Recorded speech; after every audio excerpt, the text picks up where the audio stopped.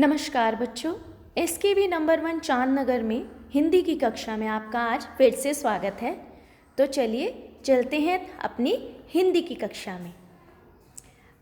आज हम एक नया पाठ पढ़ेंगे जो है कबीर की साखियाँ। तो बेटा, आप लोगों को कबीर जी का नाम तो पता ही है, उनके बारे में कुछ ना कुछ सुना होगा कि कबीर जी बहुत विद्वान थे, है ना। तो चलिए देखें इनकी साखियाँ कि आज हमें इनसे क्या ज्ञान मिलेगा। तो चलिए ज्ञान प्राप्त करें। कबीर दास। तो पहले हम कबीर जी के बारे में कुछ पढ़ लेते हैं। कबीर दास का जन्म संवत 1455 या सन 1398 ईस्वी में हुआ था। जनश्रुति मतलब लोगों के सुनने के, जो लोगों ने कहा उसके इन बातों को सुनने के अनुसार उनका जन्म एक विधवा ब्राह्मणी के गर्भ से हुआ, जिसने लोकलाज के भय से उसे त्याग दिया। एक जुलाहा दंपति को वे लहरतारा नामक तालाब के किनारे पड़े हुए मिले, जिसने उनका पालन पोषण किया। वे ही कबीर के माता पिता कहलाए। इनके नाम में नीमा और नीरू, ठीक है, उनके नाम पता चले, नीमा और नीरू, जो इनके माता पिता कहलाए।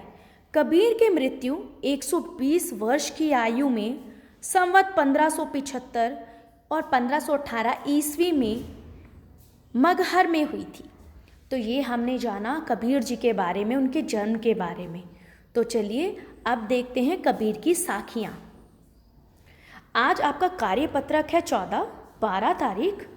तो बच्चों, आज हम कबीर दास जी की साखियों को पढ़ेंगे कि कबीर दास जी ने जीवन से जुड़े आचरण, व्यवहार, आदर्श की चर्चा अपने दोहों में की है। आपकी पाठ्य पुस्तक में पाठ कबीर की साखियाँ से आज हम 2 साखियाँ या दोहों को समझने का प्रयास करेंगे। तो चलिए देखें। जाति न पूछो साधु की, पूछ लीजिए ज्ञान, मोल करो तलवार का, पड़ा रहन दो म्यान।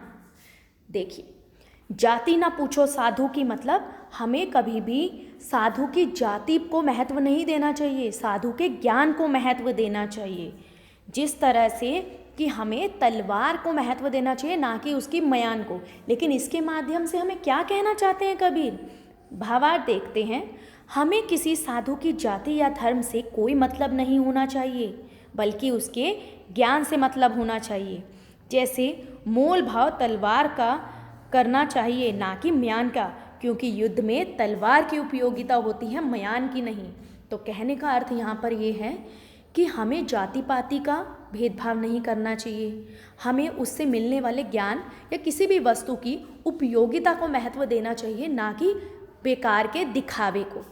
समझ आया बच्चों कि हमें किसी भी वस्तु की उपयोगिता को महत्व देना चाहिए, उसके दिखावे या उसमें चमकते सितारों को नहीं, ठीक है।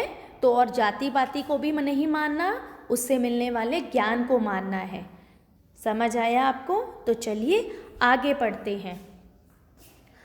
आवत गारी एक है, उल्टत होई अनेक, कहे कबीर नहीं उलटिए वही एक की एक। अब हम क्या करते हैं कि जब कोई हमें कुछ कहता है तो हम उसको 3-4 बातें और बोल देते हैं। तो उससे क्या है, वो भी हमें 4-5 बातें बोलता है, फिर हम भी बोलते हैं और झगड़ा हो जाता है। लेकिन कबीर जी ने देखिए कितने सुंदर शब्दों में इसको समझाया है कि आवत गारी एक है, मतलब एक कोई भी गलत बात या गाली अगर एक आती है और हम उसका रिप्लाई कर देते हैं, उत्तर में दूसरी गाली दे देते हैं, तो वह अनेक बन जाती है। पहले उसने कहा, फिर मैंने कहा, फिर उसने कहा, फिर मैंने कहा, है ना। तो ऐसे ज़्यादा हो जाती है। लेकिन कबीर जी कहते हैं कि अगर उस गाली का जवाब ही ना दिया जाए तो वह एक की एक रह जाएगी। देखिए, यदि आपको कोई गाली देता है तो उलटना नहीं चाहिए, उलटने से वह अनेक में बदल जाती है। यदि किसी की गाली आप स्वीकार नहीं करेंगे तो वह स्वयं ही गाली देने वाले के पास रह जाएगी। कोई आपसे बुरी बातें कहता है तो उसे चुपचाप सुन लेने में भलाई है, बहस को बढ़ाने से मन में कलेश पड़ता है। देखिए कितनी सुंदर बात बताई ना। तो हम इससे क्या सीख लेंगे कि हम कभी किसी को गलत नहीं कहेंगे और कभी झगड़ा भी नहीं करेंगे, है ना, क्योंकि अगर कोई हमें गलत बात बोलेगा तो हम उसे सुन लेंगे ताकि वह गलत बात हम तक ना पहुँचे, उसके पास ही रह जाए और हमारा मन भी शांत रहे। ठीक है बच्चों, समझे आप? अब इन दो साखियों के आधार पर हम देखते हैं कि अब हमने प्रश्नों के उत्तर कैसे देने। तलवार का महत्व होता है म्यान का नहीं। इस उदाहरण से कवि क्या कहना चाहते हैं? तो कबीर जी कहना चाहते हैं कि हमें वस्तु की उपयोगिता पे महत्व देना चाहिए, उसके दिखावे पर नहीं, क्योंकि युद्ध में तलवार ही काम आती है, उसकी म्यान नहीं। प्रश्न 2, कोई हमें गाली दे या अपशब्द कहे तो हमें उसे वापस उलटकर गाली क्यों नहीं देनी चाहिए? क्योंकि वापस उलटकर गाली देने से वह गाली अनेक में बदल जाती है और झगड़ा उत्पन्न होता है, कलेश उत्पन्न होता है। और अगर वह गाली हम सुन लें, जवाब ना दें, अपशब्द ना कहें, तो वह गाली उसी के पास रह जाती है। प्रश्न 3, कबीर के दोहों को साखी क्यों कहा जाता है? पता कीजिए। भाई दोहों को साखी क्यों कहा है बताइए?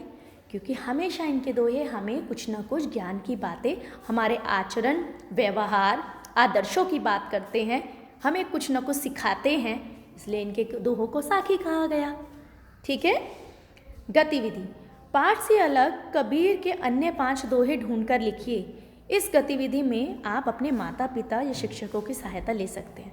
बहुत सारे दोहे मिल जाएंगे बेटा, आप एक बार ट्राई करिए, आपको कबीर जी के बहुत दोहे मिलेंगे और उन्हें अपने जीवन में भी लेकर आइए। मतलब आप उनको फॉलो करिए, अपने जीवन में, अपने आचरण व्यवहार में उतारिए, तो हम वैसे ही खुश रहना शुरू कर देते हैं। समझ आया? Thanks for watching.